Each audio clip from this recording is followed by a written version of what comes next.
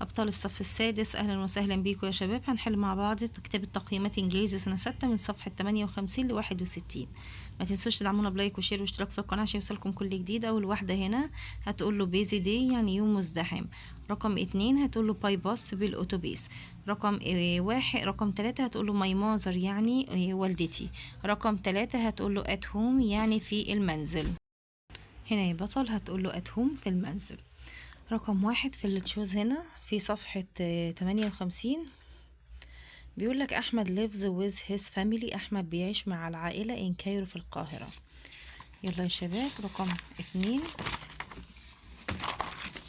رقم اتنين mothers make breakfast يعني الوالدة بتعمل أو الأم بتعمل الفطار في الساعة 7 7 o'clock. What do they have for breakfast بياكلوا ايه على الفطار. why do they go to the supermarket وليه بيروحوا السوبر ماركت. دي في القطعة اهي يا بطل. رقم 3 هتقوله we usually هم عادة have egg بياكلوا البيض والتشيز والجبنة and جام والمربى and bread والخبز. طيب في البريكفاست. اما هنا رقم 4 هتقوله to buy grocery هما بيروحوا للسوبر ماركت عشان يشتروا البقالة. يلا حبايبي.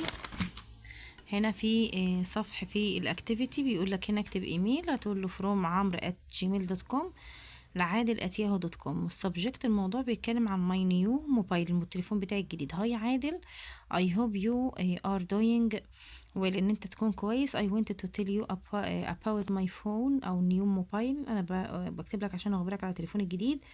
It's very fast بيكون سريع عندي easy to use وسهل ان انت تستخدمه. The camera is amazing بتكون مذهلة. and the photos look clear بتبدو واضحة and bright ولامعة. I can so أنا أيضا also download apps بستطيع ان انا احمل تطبيقات and play games والعب العاب الجيمز.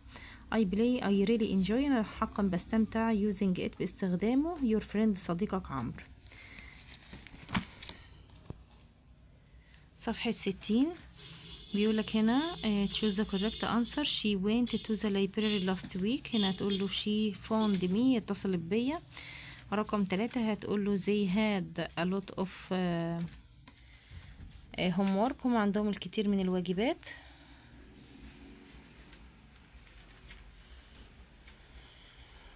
رقم 4 هتقول له the archaeologists هتقول له found وجدوا. did you make cake for the birthday هل انت عملت كيكة لحفلة عيد الميلاد. they were at cinema هم كانوا في السينما. what did you do انت عملت ايه. why بيقولك we didn't win احنا مفوزناش بالمباراة last week الاسبوع الماضي. 61 في الكومبليت بتاعة القطعة. أول واحدة هتقول له هيلثي فود الطعام الصحي. تاني واحدة هتقول له ريتش ان فيتامين سي بيكون البرتقال غني بفيتامين سي. طيب رقم 3 هتقول له كاروتس اللي هو الجزر. رقم 4 هتقول له جود. طيب هنا بيقول لك اكتب باراجراف عن يور بيست فريند عن صديقك المفضل. هتقول له ماي بيست فريند از ا كايند بيكون طيب and helpful ومساعد and helpful person وشخص مساعد. he always هو دائما makes me laugh دايما بيجعلني ان انا اضحك and supports me وبيدعمني when I have problems لما بيكون عندي مشاكل. we study play احنا بندرس وبنذاكر وبنلعب and share idea وبنشارك الافكار together مع بعض. I trust him انا بثق فيه and we enjoy spending time واحنا بنستمتع بقضاء الوقت together سويا every day كل يوم. he is totally special to me هو دايما بيكون حقا مميز بالنسبة لي. طيب في الريد اند رايت أول واحدة هتقول له what is your favorite sport ايه هي رياضتك المفضلة.